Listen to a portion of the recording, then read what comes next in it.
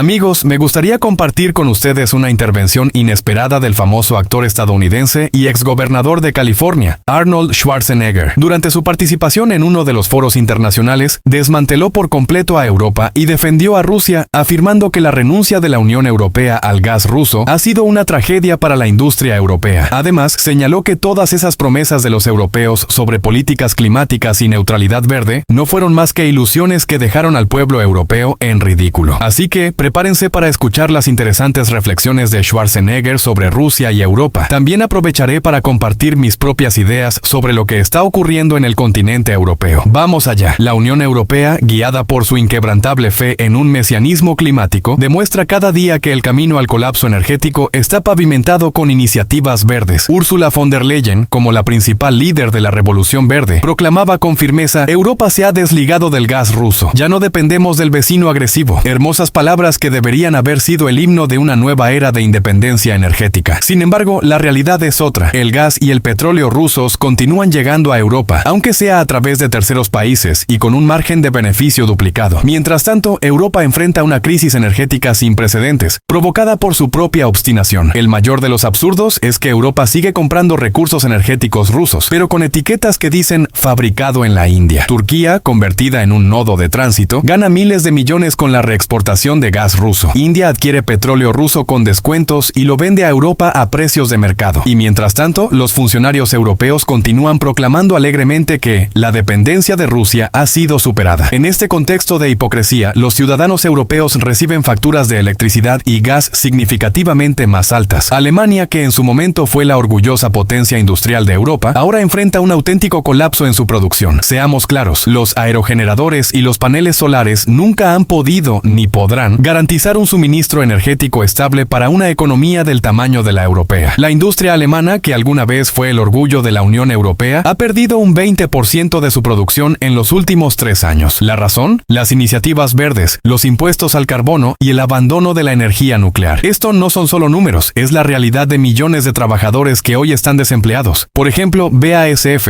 el gigante químico alemán, ha reducido su producción y trasladado operaciones a China y Estados Unidos. Y esto es solo el principio. El cierre de plantas nucleares en Alemania es un episodio tragicómico aparte. Alguien en Bruselas decidió que la energía nuclear, una de las más limpias, de repente se había vuelto sucia. Debemos abandonar la energía nuclear para proteger el planeta, proclamaban los burócratas. Pero el resultado ha sido que, sin estas plantas, Alemania se ha visto obligada a reactivar sus centrales de carbón, de las que intentaba deshacerse. Es más, ahora en Alemania se debate seriamente la posibilidad de reabrir las plantas nucleares cerradas. No es un chiste, es un diagnóstico. Mientras Alemania renuncia a la energía nuclear, Francia apuesta por ella para sobrevivir a la crisis. Y aquí está el paradoja. Los ecologistas alemanes critican las plantas nucleares francesas, pero compran electricidad a Francia, generada precisamente en esas centrales. Mientras tanto, Hungría sigue recibiendo gas ruso tranquilamente gracias a contratos a largo plazo. Rusia sigue siendo un proveedor fiable de recursos energéticos, incluso en tiempos de conflicto, reconoce el primer ministro húngaro Viktor Orbán, señalando la hipocresía de sus colegas en Bruselas. Es curioso, cuando se necesita gas, Europa ignora sus propias sanciones, pero desde las tribunas acusa a Rusia de ser poco confiable. Orbán, por cierto, ha sido uno de los pocos líderes europeos que criticó abiertamente las sanciones contra Rusia, declarando: nos estamos disparando en el pie al renunciar a un gas barato y estable. ¿Y qué pasa con los famosos coches eléctricos? Bruselas está convencida de que son el futuro, mientras que los motores de combustión interna deben quedar en el pasado. A partir de 2035, en la Unión Europea estará prohibida la producción de automóviles con motores de combustión. Sin embargo, pocos mencionan el enorme daño ambiental que provoca la fabricación de baterías para estos vehículos. La extracción de litio, cobalto y níquel destruye ecosistemas enteros. Lo más irónico es que estos autos eléctricos se cargan con electricidad generada en centrales de carbón y gas. Es decir, el carbón vuelve, pero ahora con una etiqueta verde. Un caso aparte es la ley de calefacción en Alemania, que obliga a los ciudadanos a instalar bombas de calor ecológicas. El costo de esta transición asciende a decenas de miles de euros por familia. No es de extrañar que esta legislación haya provocado un descontento masivo entre la población. Los alemanes, acostumbrados a la estabilidad, ahora tienen que elegir entre pasar frío en invierno o endeudarse profundamente. Mientras tanto, miles de empresas en toda Europa están quebrando y millones de empleos desaparecen. La recesión económica en Alemania es de carácter estructural, señala Markus Kretschmer, profesor de economía en Berlín. Esto significa que recuperar el nivel de producción anterior será extremadamente difícil, incluso si mañana se cancelan todas las iniciativas verdes. Las empresas que se han trasladado a China o India no volverán, y los mercados europeos quedarán con fábricas vacías y deudas crecientes. ¿Y qué hace Ursula von der Leyen en medio de este caos? Continúa impulsando sus reformas verdes como si nada estuviera sucediendo. En su último discurso afirmó: no podemos permitirnos abandonar nuestros objetivos climáticos. Es una cuestión del futuro de Europa. Un futuro en el que aparentemente no hay lugar para millones de desempleados y empresas en bancarrota. Mientras tanto, la realidad se vuelve cada vez más dura. Rusia sigue vendiendo su gas y petróleo eludiendo las sanciones, mientras Europa hunde su economía bajo los aplausos de funcionarios convencidos de la corrección de sus decisiones. Y parece que ninguno de ellos tiene intención de cambiar de rumbo. El camino al infierno está pavimentado con buenas intenciones, decía un clásico. Hoy, esta frase describe a la perfección la política energética y climática de la Unión Europea. En este contexto, escuchen lo que dice Arnold Schwarzenegger y cómo criticó duramente a las élites europeas mientras defendía la posición de Rusia. Es realmente interesante, cito: estamos hablando de proyectos solares que se propusieron hace 6 a 14 años, y más de la mitad de ellos todavía no han hecho nada para eliminar el carbón y el petróleo. Así que, nuevamente, es una victoria para las compañías petroleras y de combustibles fósiles, y les seguimos dando medallas una tras otra, victoria tras victoria. El presidente Biden hizo una inversión histórica en energía limpia. Literalmente histórica, estamos hablando de $1 billón.